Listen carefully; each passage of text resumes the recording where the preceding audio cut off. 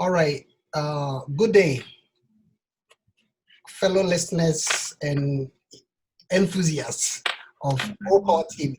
O Power TV, that's what we do. We come here to learn. O Power TV, just as the vision of O Power is, we come here to delve into very interesting topics that need to be expanded, topics that need more emphasis because they have so much impact in life, such that if one pays attention to it, by the time you were done with any episode of ours, you would have learned something big. So I normally invite very, detailed men of God. I invite people who have some good reputation in society. And like I keep saying, if you have a compelling story, you're almost always welcome. You always welcome to come on the show. This is O Power TV. Ora Sakwadi reporting live from Worcester, Massachusetts.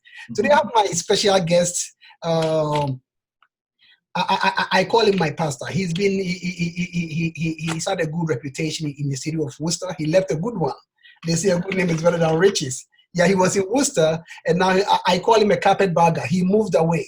He moved away to Michigan now, and I see he's doing very good. Today we want to talk about generational blessing. This is O Power TV, live on Facebook. You can catch us on Facebook, on YouTube, and WhatsApp. Our WhatsApp number is 774-994-6574. Facebook is O-Power, and on YouTube is O Power, and Twitter is at O Power 8. I have my brother here, brother Albert Collingwood Williams. He's my brother. He's my competitor from school. We've always had this, and he's been a faithful servant of God. And I wanted to talk today about generational blessings. Brother, you're welcome to the show. Thank you, my brother. Okay, good. So we could mix the English and Twi, whichever way you want it, whichever way you feel like fluent, because there are certain things that sometimes you want to speak, you want to just, talk more about it. So before we start, I've heard a lot, we've lived in Ghana for a while, and for most of us Africans, we see a lot of people, at least for the 40 years that we've seen on this earth, we see some people who are almost always doing good, no matter what they do. Yeah. And we always see some people who, no matter what they do, things go bad for them. Yeah. So when you hear about generational blessings, can you give us briefly what you know about generational blessings, please? Amen. Mm-hmm. First of all, what I will say is thank you for the invitation. Yes, I know that you decided to invite me for a reason, and I appreciate you inviting me. I think we are same-minded people. We agree on almost everything. The only thing I guess we don't agree on is whether Prempeh College or WAS is the best school. I'll let that slide. We're going to answer that in heaven. One day go. Yes. Okay. I'll let that slide for now. Okay. We go to business. So we want to say a big thank you for welcoming us on your show, your great show. And thanks to all the listeners as well for tuning in. So please tell a friend that Ora Sakwadi, the future mayor, is online with Albert Collingwood. Yeah. So I would say that when we talk about generational blessings, for a person and his descendants to be able to enjoy generational blessings, that person also needs to be a generational thinker. Okay. And so that is the first point that I want to make.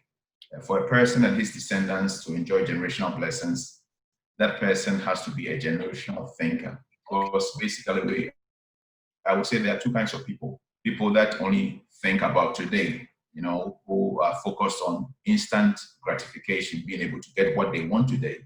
Mm-hmm. And then the other person, somebody who thinks not only about today, but also thinks about tomorrow, and not even tomorrow, but the future generations. But for us to enjoy that generational blessings, we need to be people that are not only focused on today, who are not narrow-minded, myopic, but also think about generations unborn. And I'll quickly want to bring one scripture into perspective. That is Joel chapter 1, verse 3. Joel 1, verse 3 says, tell your children about it. God was basically speaking through Joel, the elders of the nation of Israel. And he said, tell your children about it, and let your children also tell their children about it, and their children, the next generation. So basically, God was saying that this message that I'm passing on to you, let it go to the third generation. So that tells you that even God is also a generational thinker. Okay. Most of the time, you go through the Old Testament and realize that any command that God gave them, he told them, don't let this command or covenant that I'm giving you stay with you. Let it move on to the next generation and also the next generation after that. When you read Genesis 9, verse 12, talking about the covenant that God made with Noah. Once again, God told Noah, he said, this covenant that I'm making with you, let it continue to generations that are not yet there. Even when you go to Genesis 17 as well, when God was making a covenant, the covenant of circumcision with Abraham, he gave him a similar command that this covenant that I'm making with you, let it be an everlasting covenant that will continue to your descendants after you. So God is always thinking about the next generation. I believe that the reason why America is where it is today is that the people that founded this country were generational thinkers. And therefore, today we are enjoying the generational blessings that they left for us. Some of the roads, the hospitals, all the big amenities, social amenities that we are enjoying today were built maybe 100, 200 years ago, 300 years ago. So that tells you that those that founded this country were thinking not only about themselves, but they were thinking about generations unborn. And that is why this country is blessed. And there are other parts of the world, I won't mention any specific part of the world, but there are other parts of the world too that they may have been blessed with a lot of resources and all that, but because maybe in one way or the other, their forefathers were not generational thinkers, they are really, not having the best out of the resources God blessed them with. So for you to enjoy generational blessings, you need to be a generational thinker. Wow, that is powerful. That is powerful. But Brother Collingwood, don't you think that there's something beyond us that pushes us to think in the future? So look at this way. You have two people born in this world, okay? And one is always thinking negative. One is almost always thinking positively. So don't you think there's something beyond us, like predestined? That's what I'm trying to say. Like, don't you think there's something that causes us to think positive and negative? Yeah. I know that is a sensitive topic and a sensitive discussion, a very detailed one. Yeah, but I personally don't believe that maybe Europeans or Americans are where they are because God just favored them, and maybe other parts of the world that are not more developed, God did not favor them. There is a scripture in the book of Proverbs that says that God's foreknowledge, God's predestination based upon his foreknowledge. Basically, even though God is a God that plans, God is a God that has foresight and plans things before it happens. When you read the book of Romans, it says predestination is based upon foreknowledge. Say, for whom he foreknew, he predestined. Right? I will actually bring up that scripture as we go on. Say, for whom he foreknew, he predestined. I think it's Romans. Let me quickly bring it up. Yeah. For whom he foreknew, he predestined. Yeah. Yeah. Romans, I think 8:28 or 8:30, something like that. Yeah. It's Romans 10:30. It's around that. Let me quickly bring it up and read it for you. So that it's Romans 8:29. 8:29. Okay.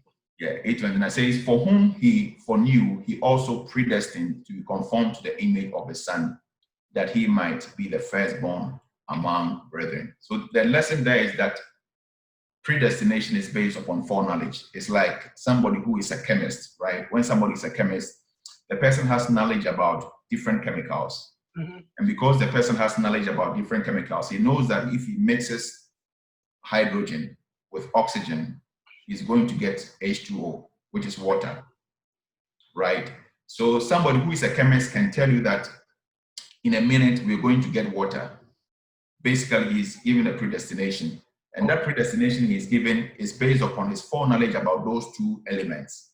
Okay. Right. So if God predestines that maybe America is going to use America as a great nation to accomplish this and that, it's because he knew ahead of time that this is what maybe the founders of America were going to do. And God is a God of purpose. Everything he does with a purpose. So even if God has predestined maybe America to be great, it's because God knew ahead of time that this is how maybe the founders of America are going to behave, and this is how maybe other parts of the world. I don't want to talk down any part of the world. That's why I try not to bring in, because I think all of us have to change the narrative. We shouldn't keep on talking down on other parts of the world. Okay. That is why I'm trying to away from that. Go away from that. Yeah. Okay. Put down our continent. Maybe I'm even giving clues now.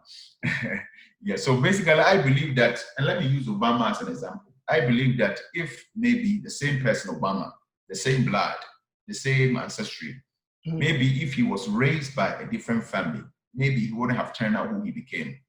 Yeah. Even though it's the same person, the same blood, the same everything. So at the end of the day, the issue is not the person's blood, but the person's upbringing. That's why they say that a person's nature is not only dependent upon the person's genes, but also the person's nurture, the way the person is nurtured, the way the person is brought up. And that's why God told the people of Israel that all the commands I'm giving you, don't let it remain with you, but also teach it to your children, and let your children also teach it to the next generation. So it's all a matter of the way you are brought up. They say that in IT there's something they call garbage in, garbage out, giggle. Yeah. Right? Everybody is born into this world as a clean slate, like a computer that doesn't have anything on it. At the end of the day, whatever you put in is what you get. So I believe that people in the West, the way they bring up their children, the kind of belief systems they give them, the kind of ideologies they give them, is what molds them to become who they are. And people in other parts of the world as well, that bring their children up, even right from the onset, they sometimes tell them that maybe this other person, when you're going to church and you see this other person on the way, you have seen God. Yeah. So if you are a child and your father tells you that if you're going to church and you see this other person, you have seen God, then basically they are telling you that this other person is your God. God-like, yeah. So I believe that it's all a matter of how we bring up our children. That is what makes us who we are. Because if you are in a society where all you are being taught is that still whatever you get and enrich your family, that is how you grow up. And you grow up with that mentality, not because God made you like that, but because that is what you have been taught. And that is what has changed your belief systems or affected your belief systems and your thinking. So personally, I don't think it's a curse. I personally think that it's belief systems that we are brought up with that make us who we are. Yeah, but my question, I don't know if I framed it well. Like you grow up, I grew up in Ashtown, and you look at this family, everything is going so great for them. But this other family, no matter what they do, everything is going so terrible. Yeah. So it makes you start thinking, what is that? And you look at these people when they're always going to jail, right? Like a couple of years ago, I used to work in the jail system. And people would come in there. I had this guy who would come in, who was doing like 17 years. He was like a 32-year-old then. And it's like, my grandfather is doing life. Yeah. My dad is doing life.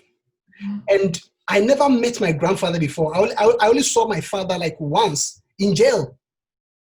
And the very first day that the handcuffs were put behind, like, on my hands like that, I felt like a badge of honor. Yeah. That's what he's telling me. He felt like it was a badge of honor for him. So it makes me think, what is it that is pushing these people?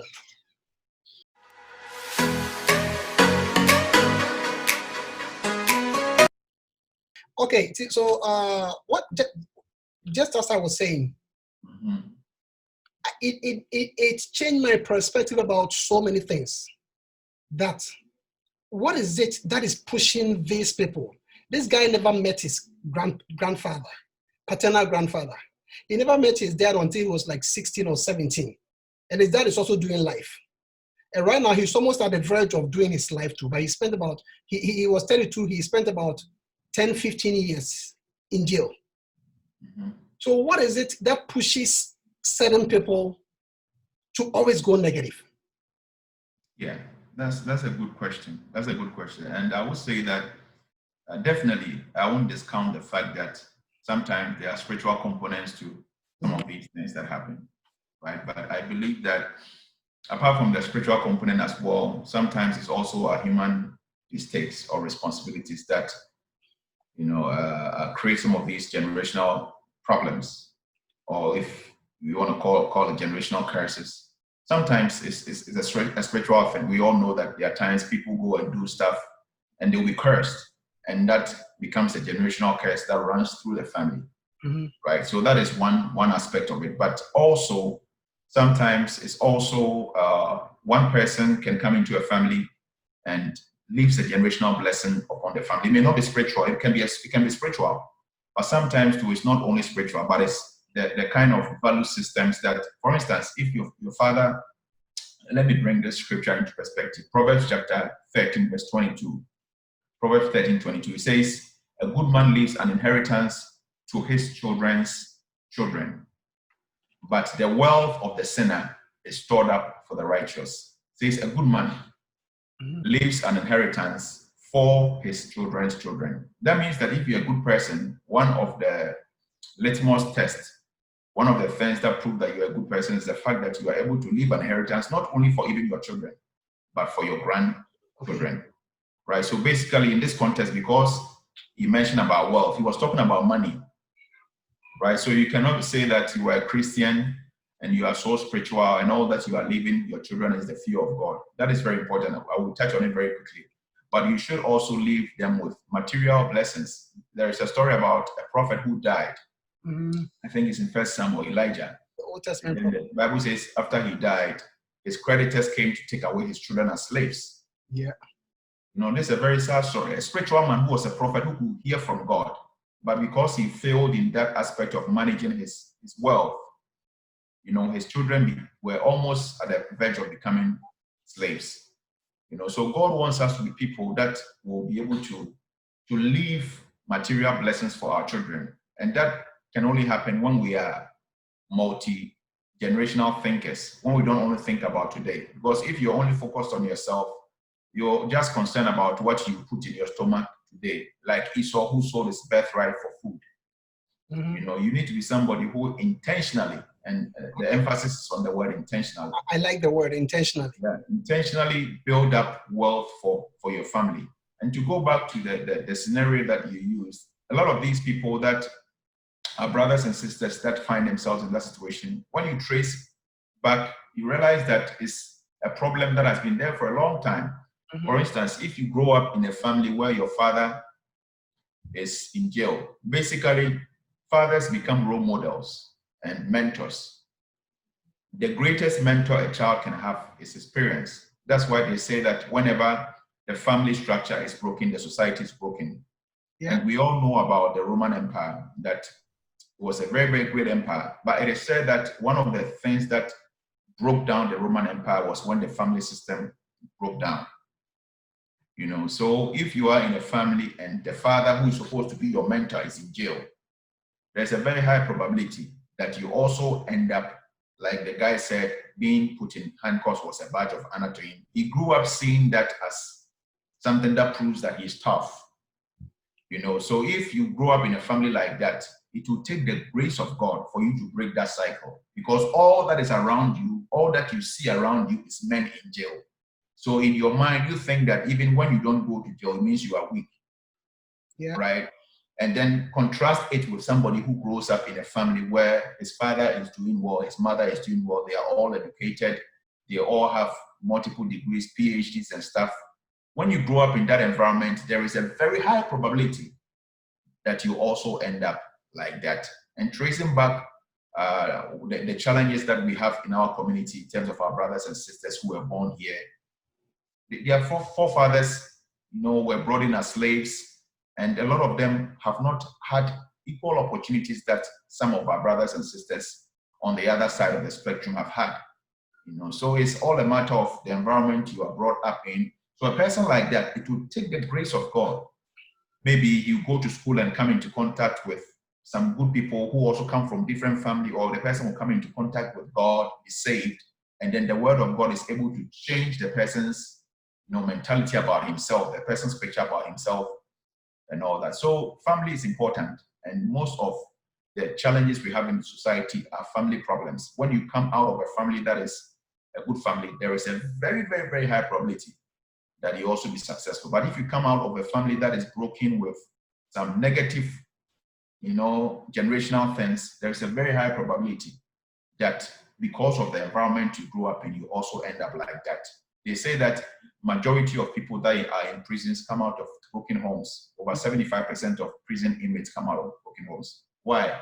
Because they didn't get that right environment. Because it wasn't by chance that God decided to create a family structure. The family was, I would say, invented by God. It was God's idea.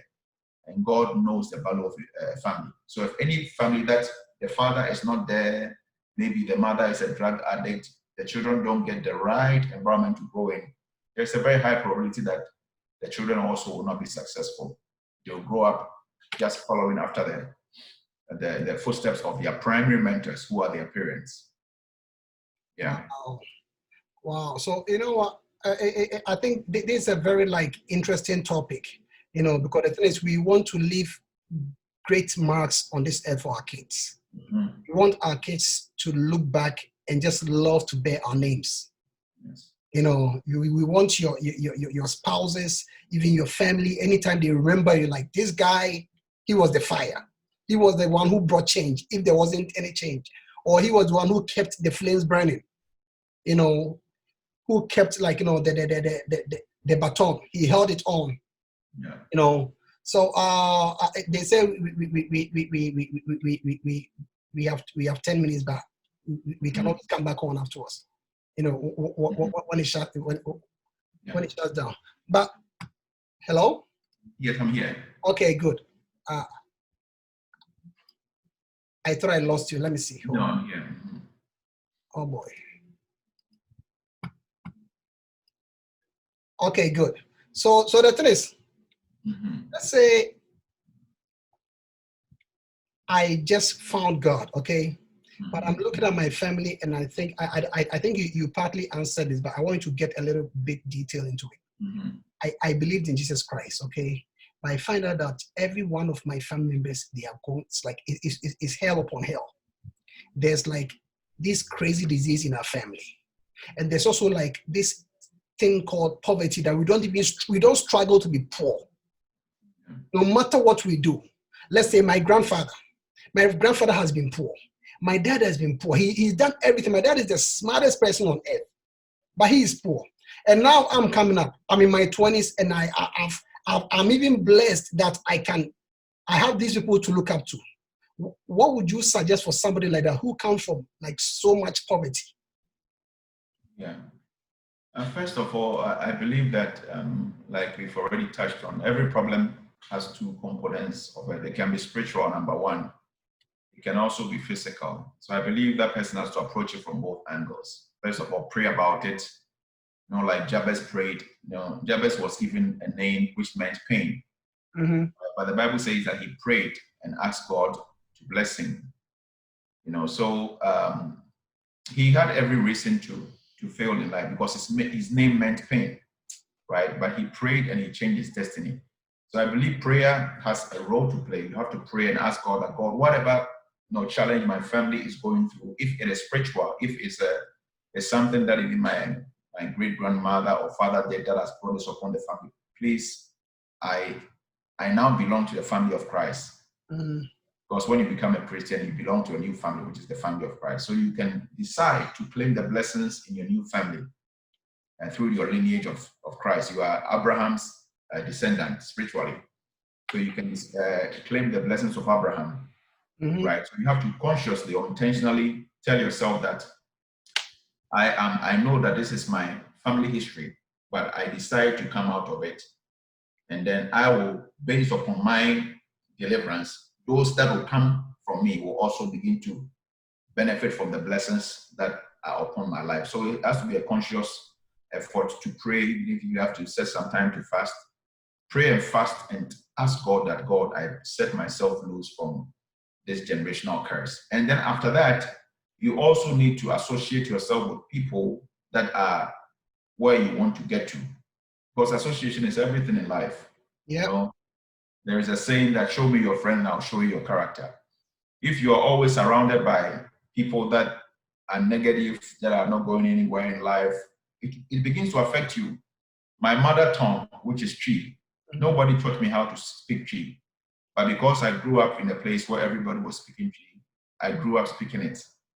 Right? So in the same way, if you are in a place where all the people that are around you are negative, it affects you unconsciously. You may tell yourself that, oh, as for me, I'm a strong person, but trust me, it's going to affect you the way you think. Unconsciously, it affects you. You know, we are a product of our environment.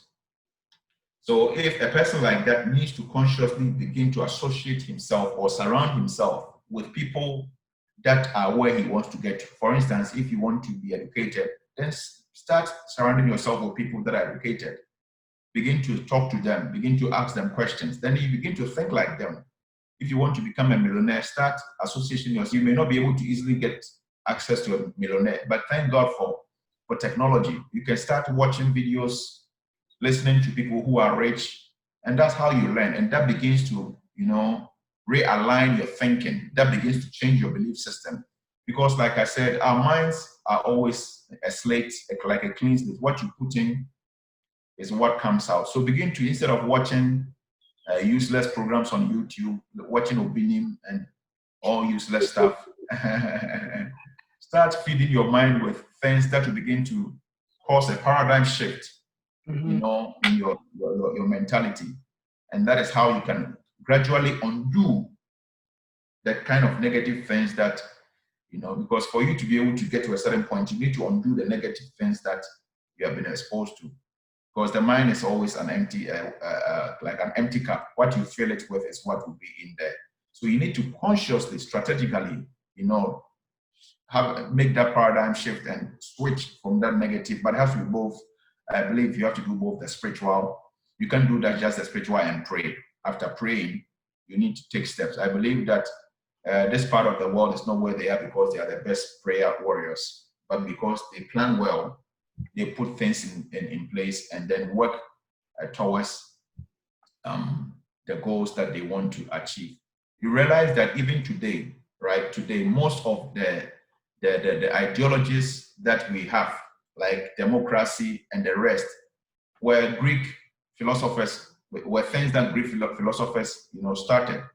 These people are dead and gone, but until today, we are benefiting from some of their ideology. So I believe that it's all a matter of getting yourself associated with the right people and then tapping into their wisdom. The Bible says, let the wise listen and add to their learning. So that is what I would say. Okay, so I heard somewhere in the Bible that said, the blessings of the Lord maketh rich and has no sorrow. Does it mean that if you are blessed, you have to be rich? That's a good question. Yeah. I would say that it all depends on your definition of the word rich. And I guess by that you mean materially, money, dollars. Well, we say rich, so what we know rich now? Because when you say rich, if someone tells, "Oh, I'm rich," what are you rich in? I'm rich in health. Yes. We say health is wealth.